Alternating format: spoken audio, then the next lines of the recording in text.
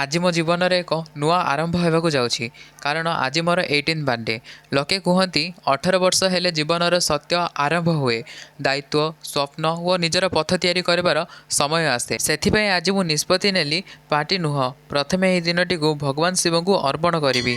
जेबे मंदिरर घंटा बाजिला मो भितर एक अजଣା शक्ति अनुभव है। मनरे जेते चिंता थिला सेगुड़िक धीरे धीरे दूर हो गला। एही पवित्र स्थान रे बसी मु निजको पचारिली मु किए, मु कौन करने को आसी, मु समस्त भल लोक हो पारि कि?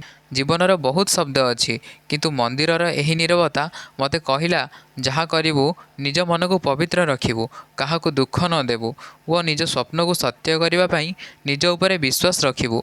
आज मु प्रार्थना करिली, हे महादेव मो पाखरे क्या नहीं घृणा न थाउ, स्वार्थ न थाउ, केवल दया सत्य और साहस थाउ। मोर 18 वर्षर यही पदक्षेप केवल बर्थडे नुह, मु निजको चिन्हिबा और भितरर मानव को जगाइबार यात्रा अटे। जदि तुमे मध्य जीवन में किछि बड़ स्वप्न नहीं चलुछ ताहेले गोटे थर मंदिर को जाओ। छोट प्रार्थना मध्य जीवन को बदलाई दे पारे। आज मु हसिली, प्रार्थना करिली और गोटे कथा बुझीगली, सत सेलिब्रेशन माने बाहरर कोलाहल नुह मन भितरर शांति रे अटे। जदि भिडियोटी भल लगी थाए ताहेले लाइक कमेंट शेयर करियो जमा भूलिबेनी।